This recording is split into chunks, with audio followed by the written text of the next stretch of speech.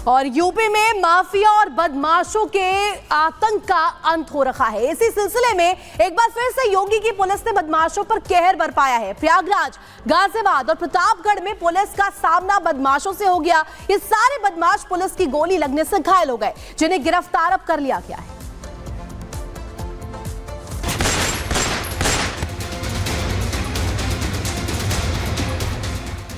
ये 3 तस्वीरें बता रही हैं कि यूपी में बदमाशों के खिलाफ योगी की पुलिस का ताबड़तोड़ एक्शन जारी है। जिस भी बदमाश ने यूपी में माहौल खराब करने की कोशिश की है, उनकी हालत इन तस्वीरों से बयां हो रही है।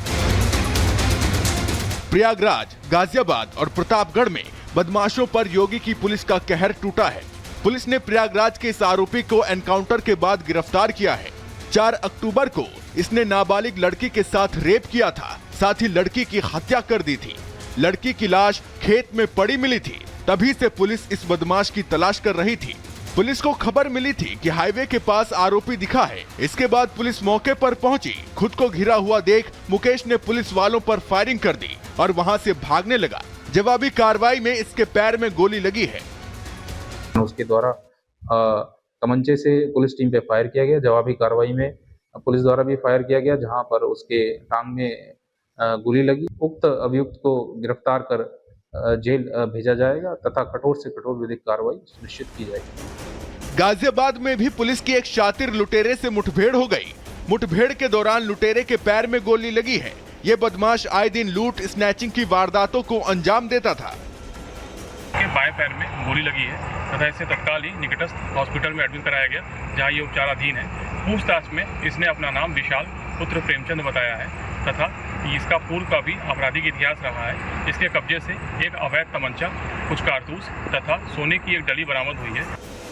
वहीं प्रतापगढ़ में पुलिस ने मुठभेड़ में हत्या के आरोपी को गिरफ्तार करने में सफलता हासिल की है। इस पर 25 साल की एक लड़की की हत्या का आरोप है, जिसकी शादी फरवरी महीने में हुई थी। लड़की अपने मायके आई हुई थी। बाद में उसका शव खेत में पड़ा मिला था। लड़की के भाई ने इस आरोपी के खिलाफ शिकायत दर्ज कराई थी। तभी से पुलिस इसकी तलाश में जुटी थी। एक महिला की हत्या कर दी गई है। इस सूचना पर तत्काल पुलिस मौके पर पहुंची और मृतका के भाई ने नामजद अभियुक्तों के खिलाफ तहरीर दी। मुखबिर से सूचना प्राप्त हुई कि जिस अभियुक्त की तलाश पुलिस को है, वह मनेहू के पास से पैदल आ रहा है। पुलिस ने उसको रोकने के लिए कहा तो उसने पुलिस पार्टी पर फायर कर दिया। आत्मसुरक्षार्थ में पुलिस ने भी उस पर फायर किया, जिससे उसके दाहिने पैर में गोली लग गई। यूपी पुलिस के इस एक्शन से संदेश साफ है कि यूपी का कोई भी बदमाश बख्शा नहीं जाएगा। योगी की पुलिस बदमाशों का बेहतर इलाज कर रही है। Bureau report, Republic Bharat.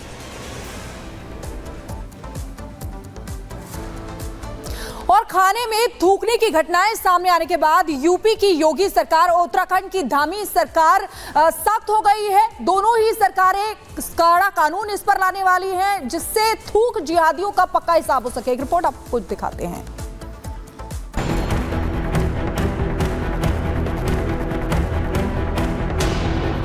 कभी खाने में थूकेंगे, कभी रोटी को गंदा करेंगे। जूस हो या फिर दूध, अगर अब खाने पीने की चीजों में किसी ने थूक जिहाद करने की हिमाकत की तो योगी उसे छोड़ेंगे नहीं। ये नसीहत नहीं, निर्देश है उन लोगों के लिए जो खान पान को गंदा करते हैं। उनके बुरे दिन समझो शुरू हो चुके हैं। थूक जिहाद करने वालों के खिलाफ शिकंजा कसने के लिए यूपी में सीएम योगी और उत्तराखंड में सीएम धामी की सरकार ने बड़ा फैसला लिया है। दोनों ही राज्यों में अब ऐसे लोगों पर कड़ी कार्रवाई की जाएगी। बाबा ने ये कानून लाने का ऐलान कर दिया है, तो उधर योगी मॉडल को अपनाते हुए धामी ने भी सख्त एक्शन का दावा किया है। अच्छा है, यहाँ पे जो मिलेगा कम से कम वो हापुड़ वाला जूस तो नहीं मिलेगा ना,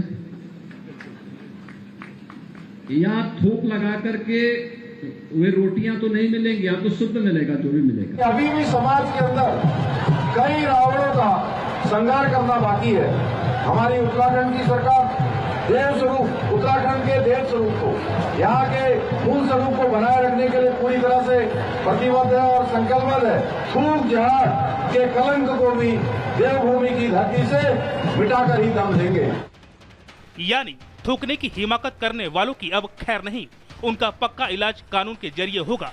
उत्तर प्रदेश के मुख्यमंत्री ने कानून बनाने का ऐलान करते हुए पोस्ट किया, जिसमें लिखा, खाद्य पेय पदार्थों में अखाद्य और गंदी चीजों की मिलावट असभ्य और अमानवीय आचरण है। ऐसे विभत्स स्वास्थ्य पर प्रतिकूल प्रभाव डालने और सामाजिक सौहार्द को बिगाड़ने वाले कुत्सित कृत्यों को कतई स्वीकार नहीं किया जा सकता।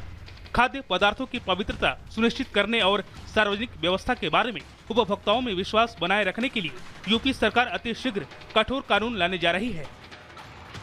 खबरें हैं कि इस कानून को अध्यादेश के जरिए लाया जाएगा। इन अध्यादेशों के जरिए थूक कर खाना खिलाने वालों के लिए सजा के कड़े प्रावधान किए जा सकते हैं, क्योंकि योगी ने भी साफ कर दिया है कि उत्तर प्रदेश के हर नागरिक की आस्था और स्वास्थ्य का संरक्षण आपकी सरकार की शीघ्र प्राथमिकता है। यूपी में थूक जिहाद के बढ़ते मामलों को देखते हुए योगी ने बाकायदा अफसरों की बैठक की, जिसमें इस मुद्दे पर चर्चा हुई और कानून बनाने की प्लानिंग की गई। योगी के इस नए कानून का खाका क्या होगा और ये कैसे काम करेगा, ये बताएं उससे पहले उत्तराखंड के मंत्री को सुनाते हैं, जो बता रहे हैं कि लैंड जिहाद और थूक जिहाद के खिलाफ कैसे योगी स्टाइल में लड़ाई लड़ेंगे। थूक जिहाद ऐसा गिरा हुआ काम बहुत ही दुर्भाग्यपूर्ण है, चाहे लैंड जिहाद की बात हो। और मुझे तो बड़ा आश्चर्य होता है, मैं कांग्रेस के नेताओं के बयान देख रहा था, बेहतर होता वो इसकी निंदा करते।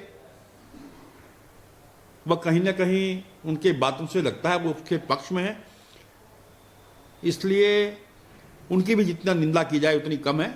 और धामी सरकार का संकल्प है कि ऐसी कोई भी घटना होगी उसके खिलाफ सख्त कार्रवाई होगी और यहाँ के सामाजिक सौहार्द को खराब नहीं होने दिया जाएगा। और ग्रेटर नोएडा से एक तस्वीर आपको दिखाते हैं, जहां बेसमेंट में खड़ी कुछ बाइक में अचानक आग लग गई। बताया ये जा रहा है कि पटाखों की वजह से बेसमेंट में खड़ी बाइक्स में आग लगी है। 1 मिनट की रिपोर्ट देखिए।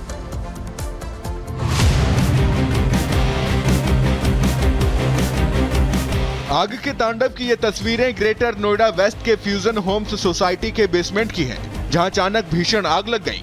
बेसमेंट में कई वाहन खड़े होने के कारण आग ने और भी विकराल रूप ले लिया। इस आग में कई वाहन जलकर राख हो गए। आग लगने के बाद सोसाइटी में अफरा तफरी का माहौल हो गया।